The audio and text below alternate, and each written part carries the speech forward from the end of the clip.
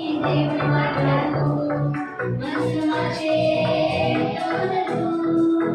బైబిల్లోని దేవుని వాక్యాలు